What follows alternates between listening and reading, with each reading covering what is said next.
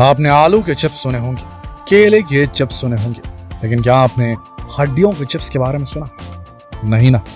लेकिन हमारे देश में एक ऐसी भी जगह है जहां हड्डियों के चिप्स बनाए जाते हैं और उनका बाकायदा इस्तेमाल भी किया जाता है। घबराइए नहीं, इन्हें कोई खाता नहीं, लेकिन फिर इन चिप्स का क्या किया जाता है?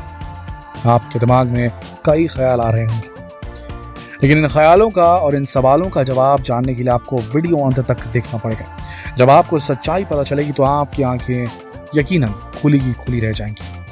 दोस्तों, आज हम आपको उत्तर प्रदेश के संभलगढ़ की सैर पर लेकर चलते हैं, जहां हम कुछ ऐसा देखेंगे जो आपने इससे पहले कभी नहीं देखा होगा।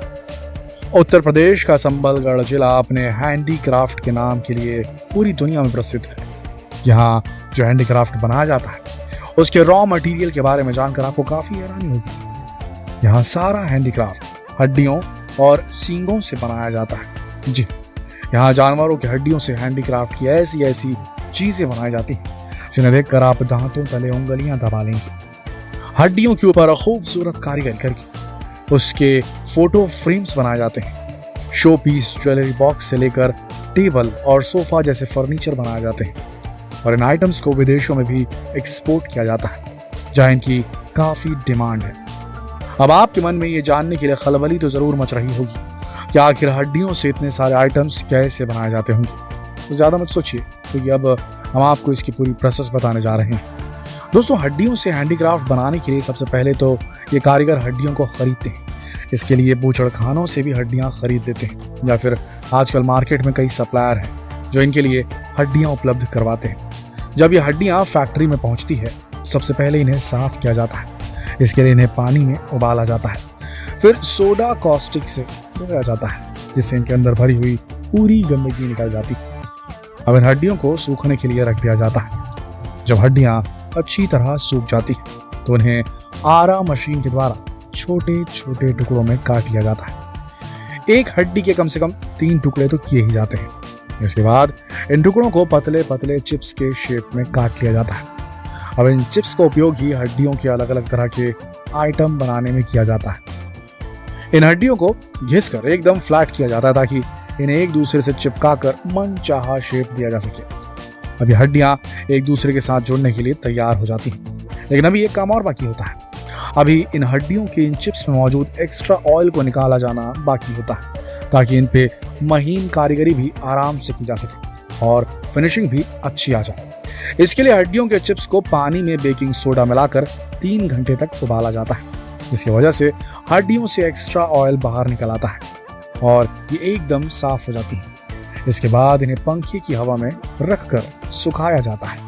चिप्स को आपस में चिपकाने से पहले उनकी एजेस यानी किनारों को घिस लिया जाता है, ताकि वो एकदम फ्लैट हो जाए और आसानी से एक दूसरे से चिपक जाए। जब ये चिप्स अच्छी तरह चिपक जाते हैं और सूख जाते हैं, तब इनके ऊपर जाली या दूसरी डिजाइन बनाने का काम शुरू होता है। यहाँ हर काम के लिए मशीन होती है, जिससे कि काम पहले की तुलना में काफी आसान हो गया है। पहले सारा काम हाथों से किया जाता था, जिसकी वजह से इस काम में काफी वक्त लग जाता था। जब सारे पीसेस बनकर तैयार हो जाते हैं तो उन्हें साफ करने के लिए हाइड्रोजन पेरोक्साइड में डाला जाता है और उन्हें धूप में रख दिया जाता है, जिससे ये पीसेस एकदम संगमरमर जैसे सफेद हो जाते हैं। अगर बारिश का मौसम होता है तो उन्हें सूरज की जगह बल्ब की रोशनी में सुखाया जाता है। इस प्रोसेस में 6 घंटे का वक्त लगता है। इसके बाद इन पीसेस पर एक मशीन की सहायता से पॉलिश की जाती है, जिससे इनमें चमक आ जाती है और अब सारे पीसेस को जोड़कर उन्हें मनचाहे आकार में ढाल दिया जाता है और इस तरह यह खूबसूरत हैंडीक्राफ्ट आइटम बनकर तैयार हो जाता है, जिसे देखते ही आपका उसे खरीदने का मन करने लगता है। तो ये आपके घर की खूबसूरती में 4 चांद लगा सकता है। इंग्लैंड, जर्मनी, लंदन, इन सारे देशों में इनकी काफी डिमांड है, खासतौर पर बोन फर्नीचर की, क्योंकि इनसे किसी भी घर को राजसी लुक जो मिल जाता है। दोस्तों, अब तो आप समझ गए होंगे कि हैंडीक्राफ्ट के आइटम इतने महंगे क्यों होते हैं, क्योंकि इन्हें बनाने में काफी मेहनत और वक्त लगता है। लेकिन इसके बावजूद भी इन कारीगरों की हालत कुछ अच्छी नहीं, इन्हें इनकी पूरी मजदूरी भी नहीं मिलती। वहीं इस काम में इनकी सेहत पर भी काफी असर पड़ता है, क्योंकि जब ये हड्डियों को काटते हैं तो उसका चूरा इनकी नाक से होता हुआ इनकी फेफड़ों में चला जाता है, जिसकी वजह से इन्हें कई बीमारियां हो सकती हैं। इसके अलावा आजकल रॉ मटेरियल भी काफी महंगा हो चुका है, उसके ऊपर ट्रांसपोर्ट और माल ढुलाई का खर्चा अलग, जिसकी वजह से आजकल इन कारीगरों के लिए अपनी लागत निकालना भी मुश्किल होता है। उस पर बिजली की समस्या हमेशा इनके सर पर खड़ी रहती है, क्योंकि कई बार जब बिजली सारा दिन के लिए गायब हो जाती है तो इन्हें जनरेटर का उपयोग करना पड़ता है और उसके लिए डीजल का खर्च अलग। अब ये तो आप जानते ही हैं कि डीजल के भाव आजकल आसमान पर है। ऐसे में ये कारीगर काफी मुसीबतों का सामना करने को मजबूर है। उस पर बची खोची कसर जो महामारी बीच में आई उसने खत्म कर दी। उस पर महामारी काल में इनकी कमाई एकदम ठप हो चुकी थी। इनके सभी कस्टमर अपने ऑर्डर वापस ले रहे थे और जो ऑर्डर बचे थे उनका पेमेंट नहीं आ रहा था, जिसकी वजह से इस इंडस्ट्री का काफी नुकसान हुआ। वही धंधे का मंदा हाल देखकर कारीगर खुद नहीं चाहते कि उनके बच्चे अब इस धंधे में आए, क्योंकि पिछले कुछ सालों में मार्केट बहुत डाउन हुआ है और आने वाले कुछ सालों में भी इसमें तेजी के आसार कुछ खास नजर नहीं आ रहे। ऊपर से सरकार भी इन कारीगरों की मदद के लिए आगे नहीं आ रही। इन कारीगरों का कहना है कि अगर सरकार चाहे तो इनकी मदद कर सकती है, अगर ज्यादा नहीं तो इन्हें इतना ही कर दिया जाए कि इन्हें रॉ मटेरियल उचित दामों पर मिल जाए या फिर वो उनके शहर में ही उपलब्ध हो जाए, ताकि उनका ट्रांसपोर्ट का खर्च तो कम से कम बच जाए।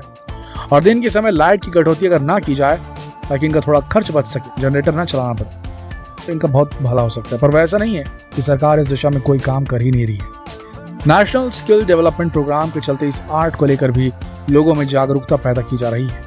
छात्रों के लिए वर्कशॉप ऑर्गेनाइज की जा रही है कि वो अपनी इस पुराने विरासत के बारे में जान सके, सीख सके। आखिर ये कला तो आदि मानवों के जमाने से हमारे पास है। नहीं समझ में आया तो जरा याद कीजिए, होमो सेपियंस के जमाने में इंसान हथियार बनाने के लिए जानवरों की हड्डियों और सींगों का ही तो यूज करते थे ना, और तब से ही ये हमारी सभ्यता का हिस्सा है और अब ये हमारी जिम्मेदारी है कि हम अपनी इस विरासत को संभाल कर रखें।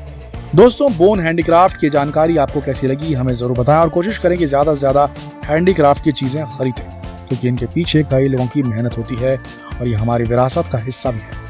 वीडियो को अपने दोस्तों के साथ जरूर शेयर करें ताकि वो भी इस हैंडीक्राफ्ट के बारे में जान सके। जितना हो सके इस वीडियो को शेयर करें और अगर अब तक आपने हमारे चैनल को सब्सक्राइब नहीं किया तो यही सही समय है, अभी सब्सक्राइब कीजिए, बेल आइकन को क्लिक कीजिए। कल फिर मिलते हैं एक और दिलचस्प रोचक जानकारी भरे वीडियो में। तब तक के लिए आप सबका इस वीडियो के अंत तक बने रहने के लिए दिल से धन्यवाद।